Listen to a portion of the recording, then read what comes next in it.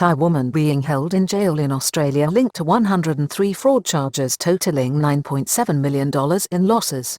The 28-year-old was arrested in June 2020 after a police investigation was opened in August 2018 into money laundering and a fraudulent scheme linked with the remittance of funds from Thai expats in Australia back home to the kingdom.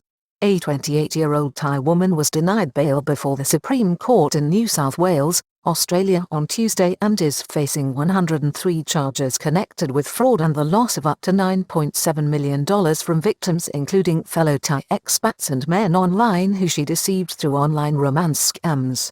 28-year-old Thai woman, Sirilak Fatima Chimali, reacts as she was arrested in Sydney in June 2020 by financial crime police investigating a fraud and money laundering racket that police estimate now has seen victims lose up to $9.7 million.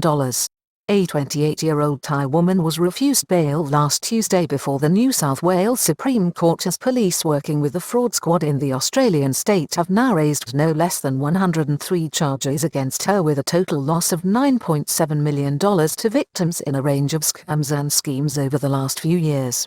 It is understood that Sydney police began investigating Sirilak Fatima Chimali in August 2018 when her activities came to their attention.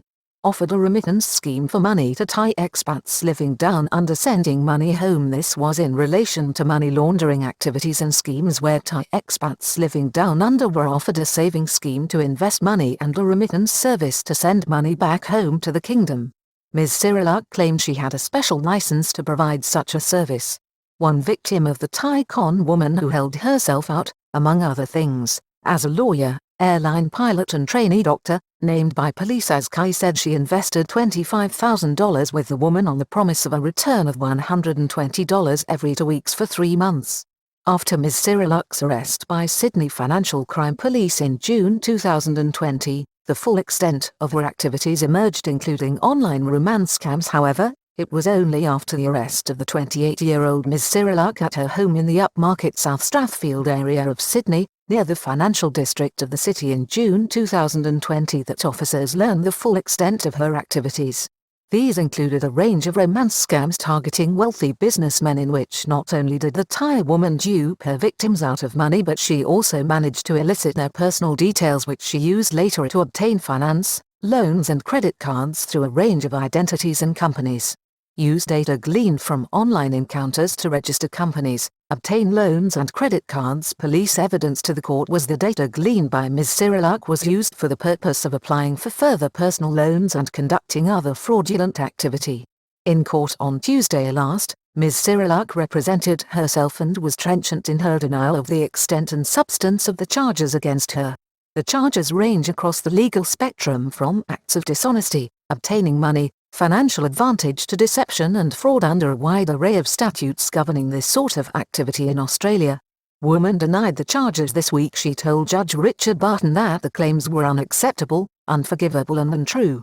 "I completely reject that kind of money was in play," she asserted. Nonetheless, the judge refused her bail, the third bail application to the courts by Ms. Sirilak which has been rejected. The court found her a flight risk and was concerned that she may use her freedom to interfere with witnesses in the case being built by financial crime police against her. Accused of making contact with a witness on Tuesday, she was questioned in court after police suggested she had made contact from prison with a potential witness.